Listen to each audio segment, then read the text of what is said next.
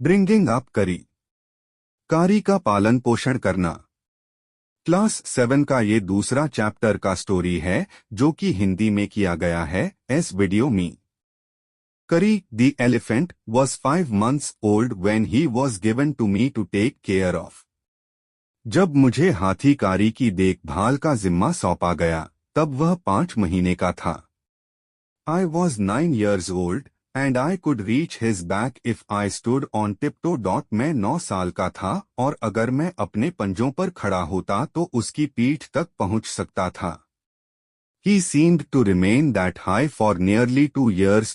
लगभग 2 साल तक उसकी ऊंचाई उतनी ही बनी रही। We grew together, that is probably why I never found out just how tall he was. हम दोनों साथ साथ बड़े हुए, शायद इसीलिए मुझे कभी पता नहीं चला कि वह कितना लंबा था।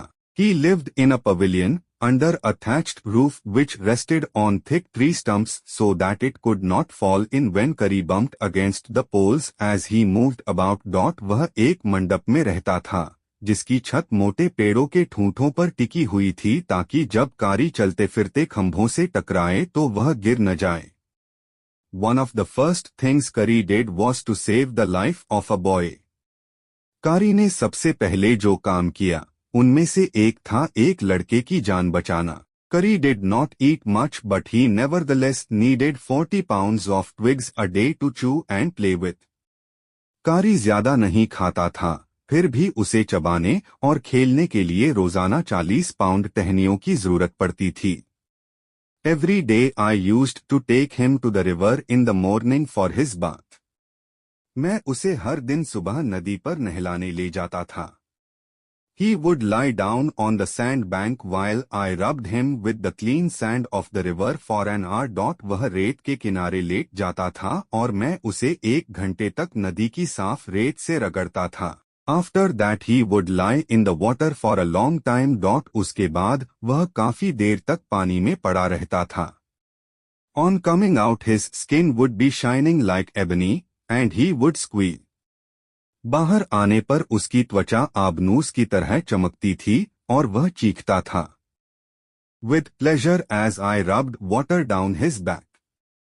मैं बड़े आनंद से उसकी पीठ पर पानी मलती थी। Then I would take him by the ear, because that is the easiest way to lead an elephant, and leave him on the edge of the jungle while I went into the forest to get some luscious twigs for his dinner. फिर मैं उसका कान पकड़कर उसे जंगल के किनारे पर छोड़ देती थी, क्योंकि हाथी को ले जाने का यही सबसे आसान तरीका है, और उसके खाने के लिए कुछ रसीली टहनियां लाने जंगल में चली जाती थी। One has to have a very sharp hatchet to cut down these twigs. It takes half an hour to sharpen the hatchet because if a twig is mutilated an elephant will not touch it. इन टहनियों को काटने के लिए एक बहुत तेज कुल्हाड़ी चाहिए होती है। कुल्हाड़ी को तेज करने में आधा घंटा लगता है क्योंकि अगर कोई टहनी कटीफती हो तो हाथी उसे छूता भी नहीं है। It was not an easy job to get twigs and saplings for Curry. कारी के लिए टहनियाँ और छोटे पौधे लाना आसान काम नहीं था। I had to climb all kinds of trees to get the most delicate and tender twigs.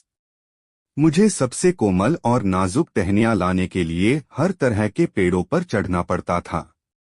As he was very fond of the young branches of the banyan tree which grows like a cathedral of leaves and branches, I was gathering some one spring day in March, when I suddenly heard Curry calling to me in the distance. चूंकि उसे बरगद के पेड़ की छोटी शाखाएं बहुत पसंद थीं, जो पत्तों और शाखाओं के गिरजाघर की तरह उगती हैं, इसलिए मार्च के एक बसंत के दिन मैं कुछ शाखाएं इकट्ठा कर रही थी। तभी अचानक मुझे दूर से कारी की पुकार सुनाई दी। As he was still very young, the call was more like that of a baby than an elephant.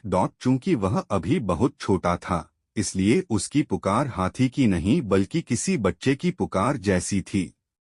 I thought somebody was hurting. मुझे लगा कि किसी को चोट लगी है। Him, so I came down from my tree and ran very fast to the edge of the forest where I had left him. But he was not there. मैंने उसे पेड़ से नीचे उतारा और जंगल के उस किनारे की ओर बहुत तेजी से भागा जहां मैंने उसे छोड़ा था, लेकिन वह वहां नहीं था. I looked all over but I could not find him. मैंने हर जगह ढूंढा, लेकिन वह मुझे नहीं मिला. I went near the edge of the water and I saw a black something struggling above its surface. मैं पानी के किनारे के पास गया और मुझे पानी की सतह पर कुछ काला सा छटपटाता हुआ दिखाई दिया. Then it rose higher and it was the trunk of my elephant. फिर वह और ऊपर उठा और वह मेरे हाथी की सूंड थी. I thought he was drowning. मुझे लगा कि वह डूब रहा है. I was helpless because I could not jump into the water and save the 400 pounds of him since he was much higher than I. मैं बेबस था क्योंकि मैं पानी में कूदकर उसे बचा नहीं सकता था, क्योंकि वह मुझसे बहुत ऊंचा था. But I saw his back rise above the water, and the moment he caught my eye, he began to trumpet and struggle up to the shore. लेकिन मैंने उसकी पीठ को पानी से ऊपर उठते देखा और जैसे ही मेरी नजर उस पर पड़ी वह चिंघाड़ने लगा और किनारे की ओर छटपटाने लगा. Then, still trumpeting, he pushed me into the water and, as I fell into the stream, I saw a boy lying flat on the bottom of the river. फिर चिंघाड़ते हुए ही उसने मुझे पानी में धकेल दिया और जैसे ही मैं धारा में गिरा मैंने एक लड़के को नदी के तल पर लेटा हुआ देखा. He had not altogether touched bottom, but was somewhat afloat. वह पूरी तरह से तल तक नहीं पहुंचा था, बल्कि थोड़ा तैर रहा था.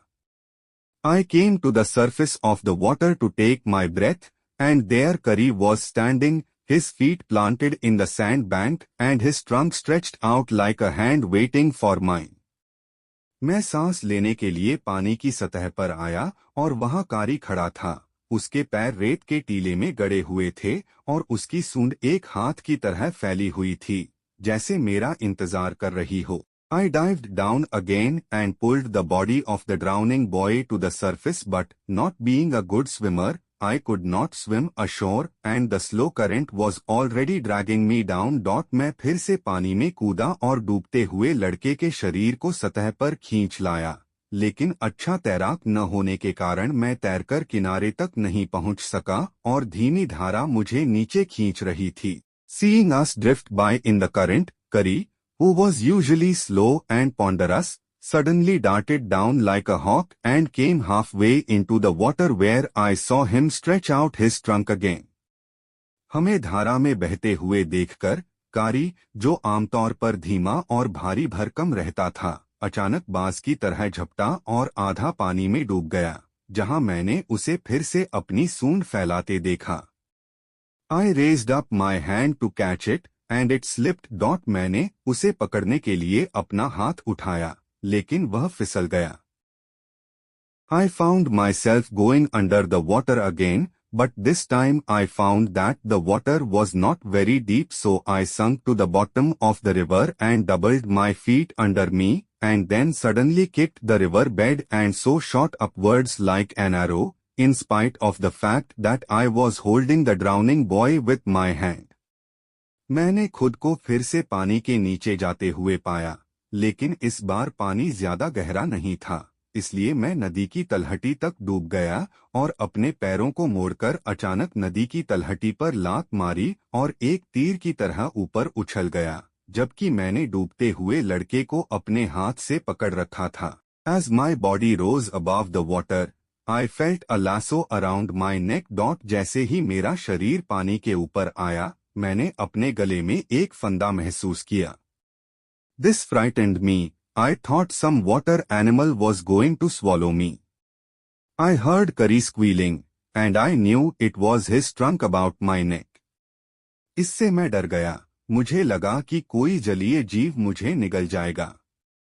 मैंने कारी की चीख सुनी और मुझे पता चल गया कि उसकी सूंड मेरे गले में है. He pulled us both ashore. उसने हम दोनों को खींचकर किनारे पर ला दिया. Curry was like a baby. कारी एक बच्चे की तरह था. He had to be trained to be good, and if you did not tell him when he was naughty, He was up to more mischief than ever. उसे अच्छा व्यवहार करना सिखाना पड़ता था, और अगर आप उसे उसकी शरारतों के बारे में नहीं बताते तो वह पहले से भी ज्यादा शरारतें करने लगता था। For instance, one day, somebody gave him some bananas to eat. उदाहरण के लिए, एक दिन किसी ने उसे खाने के लिए कुछ केले दिए। Very soon he developed a great love for ripe bananas.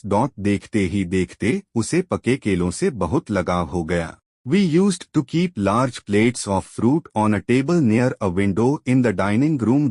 हम खाने के कमरे में खिड़की के पास वाली मेज पर फलों से भरी बड़ी बड़ी थालियां रखते थे। One day all the bananas on that table disappeared and my family blamed the servants for eating all the fruit in the house. एक दिन उस मेज पर रखे सारे केले गायब हो गए और मेरे परिवार ने घर के सारे फल खा जाने का आरोप नौकरों पर लगा दिया। A few days later the fruit disappeared again. This time the blame was put on me and I knew I had not done it. कुछ दिनों बाद फल फिर गायब हो गए। इस बार सारा दोष मुझ पर लगाया गया, जबकि मुझे पता था कि मैंने ऐसा नहीं किया था। It made me very angry with my parents and the servants, for I was sure they had taken all the fruit. मुझे अपने माता पिता और नौकरों पर बहुत गुस्सा आया, क्योंकि मुझे पूरा यकीन था कि उन्होंने ही सारे फल लिए थे। The next time the fruit disappeared, I found a banana all smashed up in Carrie's pavilion. अगली बार जब फल गायब हुए तो मुझे कारी के मंडप में एक केला बुरी तरह कुचला हुआ मिला। This surprised me very much, for I had never seen fruit there, and as you know, he had always lived on twigs. यह देखकर मुझे बहुत आश्चर्य हुआ, क्योंकि मैंने वहां कभी फल नहीं देखे थे, और जैसा कि आप जानते हैं, वह हमेशा टहनियों पर ही पला बढ़ा था। Next day, while I was sitting in the dining room wondering whether I should take some fruit from the table. अगले दिन मैं भोजन कक्ष में बैठा सोच रहा था कि क्या मुझे मेज से कुछ फल उठा लेने चाहिए। Without my parents' permission, a long black thing, very much like a snake, suddenly came through the window and disappeared with all the bananas.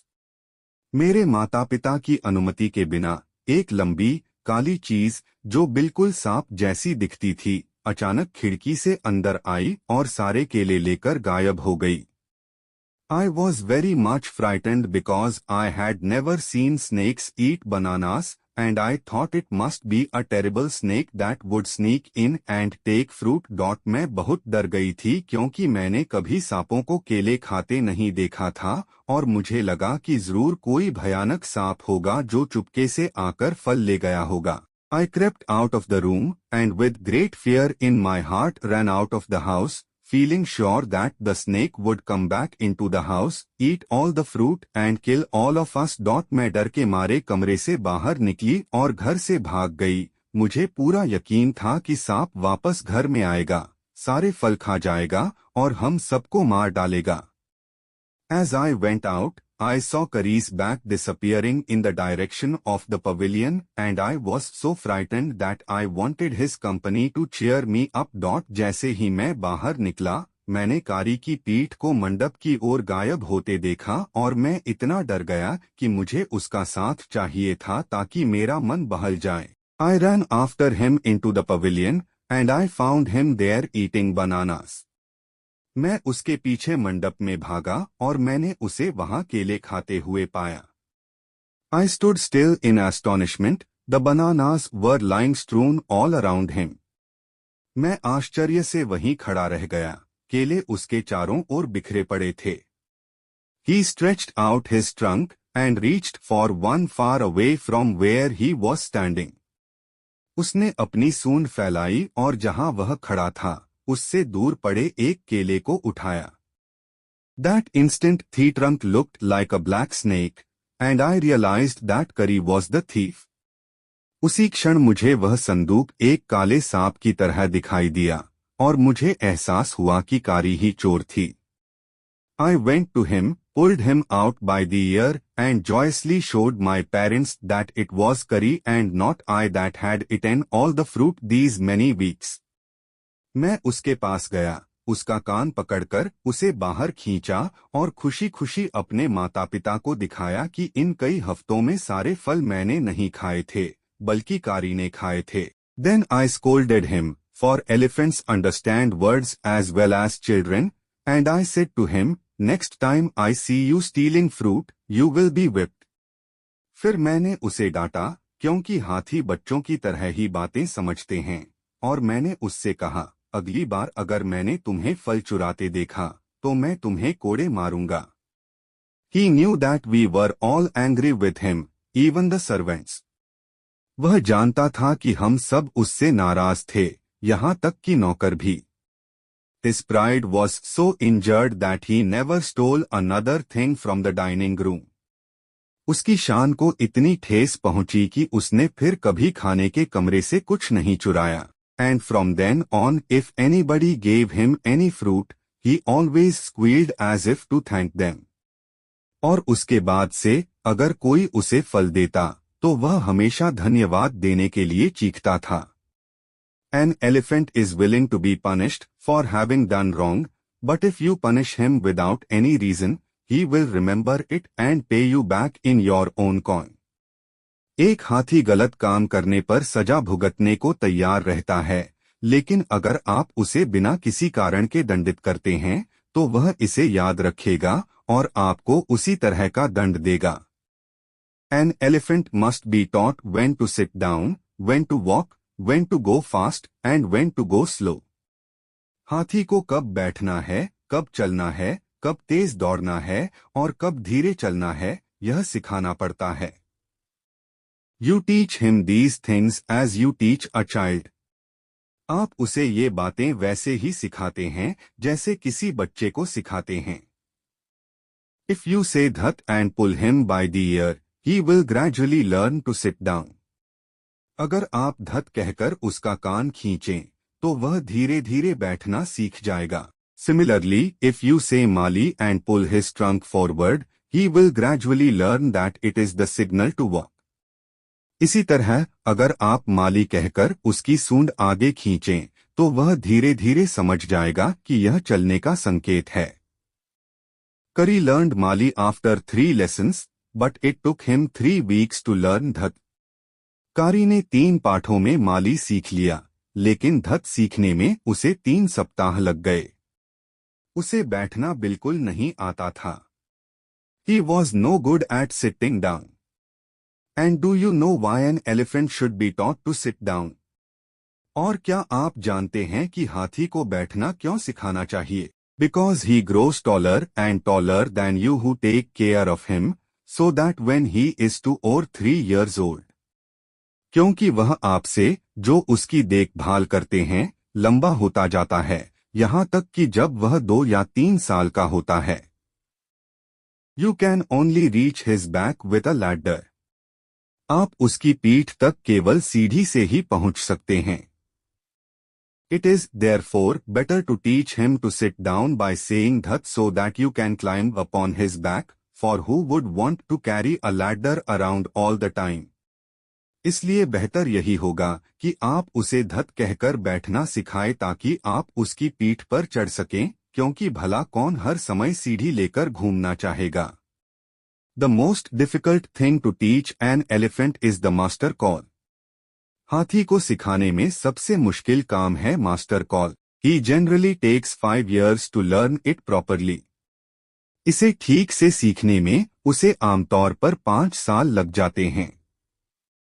The master call is a strange hissing, howling sound, as if a snake and a tiger were fighting each other, and you have to make that kind of noise in his ear. Master call एक अजीब सी फुफकार और चीख जैसी आवाज होती है, मानो कोई सांप और बाघ आपस में लड़ रहे हों, और आपको उसके कान में वैसी ही आवाज निकालनी होती है। And do you know what you expect an elephant to do when you give him the master call?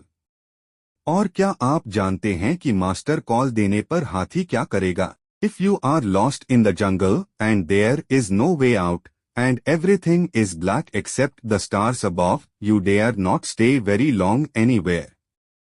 अगर आप जंगल में खो गए हैं और बाहर निकलने का कोई रास्ता नहीं है, और ऊपर तारों के अलावा सब कुछ अंधेरा है, तो आप कहीं भी ज्यादा देर तक रुकने की हिम्मत नहीं करेंगे।